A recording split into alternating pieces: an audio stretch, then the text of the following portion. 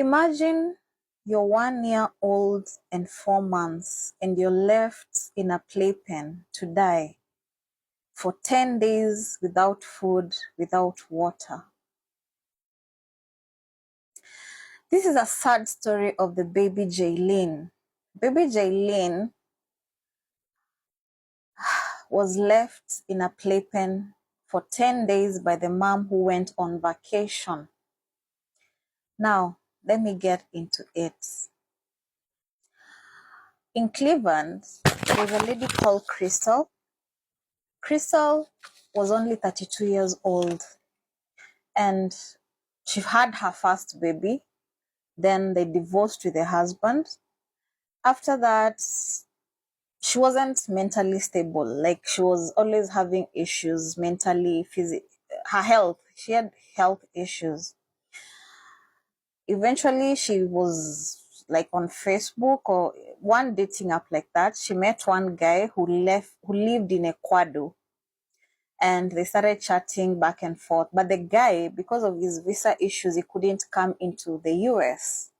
So what Crystal did, Crystal is the one who went to Ecuador to meet the guy, and they met.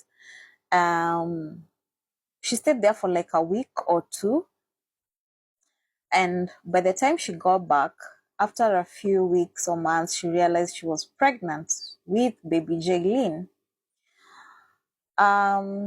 She had gone back to live with her parents at this point, so she gave birth and then she moved out. So by the time she gave birth to her baby Jailyn, she was living alone. The parents were left with the elder daughter. You remember she had another child from the previous marriage. Then she used to leave this baby Jailyn with neighbors, with friends. She would go like for hours without calling, without checking in. You can imagine as a mother going away, even to work. Even if you've left your baby with a nanny, you have to call every 2 hours. How is the baby? Has the baby eaten? Is she asleep? You have to check in. For her, that wasn't her problem at the time. But anyway, it's understandable that she was having PTSD, which is postmortem depression, after giving birth. So after a while, the baby was around 1 year, 4 months, that is 16 months. She started dating another guy, but that was an online thing called David, I think so.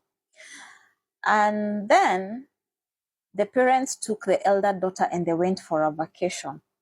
So Crystal was left with her baby Jailyn, which scared her to the bone, being left with this baby by herself. So what did she do? One evening, she was just sitting at home and she was like, I need to go for a vacation. I need to go and visit my boyfriend. And it's like in another state. Do you know what she did? She entered her room, packed her suitcases, packed a few bottles of milk, put them in the playpen with the baby Jailyn, who was asleep at the time, and she left. She went on vacation, closed her door. I don't know if she had left her lights on or her lights were off. That's how she went on vacation. Do you know what? In the 10 days she was on vacation, she was posting pictures having drinks, posting pictures in the beach, posting pictures of herself enjoying. What else? Baby Jailyn was all alone, scared, hungry, dehydrated, at home, alone, with no food, nobody. She was crying all the time. The worst part of this story is when you hear the doorbell camera of a neighbor that captured the voices of the baby crying. The wailing and the cries of the baby are horrific. This baby was all by herself, 1 year old and 4 months. You don't know anything. This is the person you trust the most in the world. This is the person you love the most in the world. This is the person you believe will be there to protect you anytime, your mom. But this woman was on vacation, gallivanting herself, enjoying herself.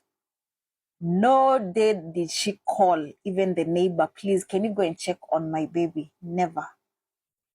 Depression and anxiety is a real problem in the society currently, but people are not talking about it.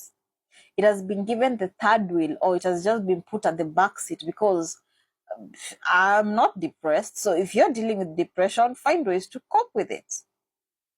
Or else it's affecting people in this, because this story, I saw it like 2-3 months ago, but it has been engraved in my mind because as a mother, as a woman who has maternal instincts, there's no one who will hear this story, especially watch it in details as it proceeds and everything being said, and you hear everything and you'd be okay.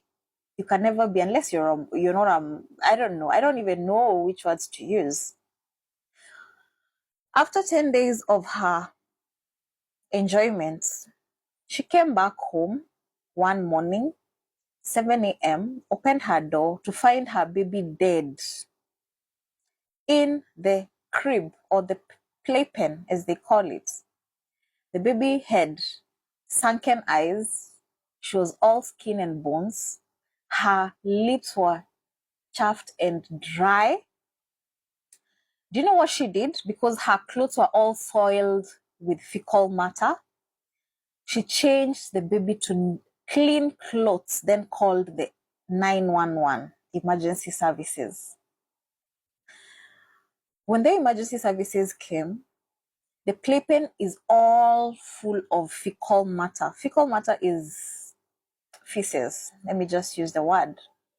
This child was found with feces under her nails, in her mouth.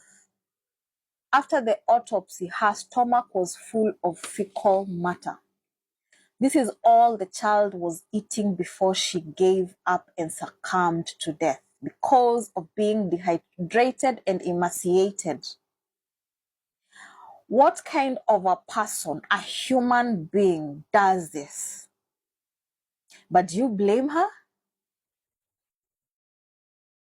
Yeah. How could she? Why would she? Why? She's depressed. Family knew. You know someone has mental issues, but you still leave such a responsibility with them. People are asking, I was reading the comments in that video, and people were asking, why didn't she call someone to come and look after her baby? When she gave birth, why didn't she leave the baby in the door of the hospital or a church? And now, the worst part and the most painful part is that the father of the child never got to see the child because, like I said, he had visa issues. So even when the child was born, he wasn't able to come into the country, which is the US. So what he was depending on, probably Crystal will just one day decide to bring the baby to him, only for him to be called that his baby has died, and it's just because of neglect, not because the baby was sick, not that it was an accident. The mother neglected the baby and put her own needs first. Now, Crystal was arrested and prosecuted, and her judgment was life imprisonment without the possibility of a parole. She will never get out. Now, guess what the defense words were? The ones who were representing baby Jailyn in court. They told her, you left this child in a cage to suffer and die. You will also be in a cage for the rest of your life. But the only difference is you will be fed and you will be drinking water. And at least you'll have 1 hour a day to go and have some sunshine. Imagine that baby, what she went through for 1 year, for 10 days. 10 full days, like day one, 24 hours, and another 24 hours, another 24 hours. I can't imagine. We like eating, we like drinking. It's a basic need. This child died like that.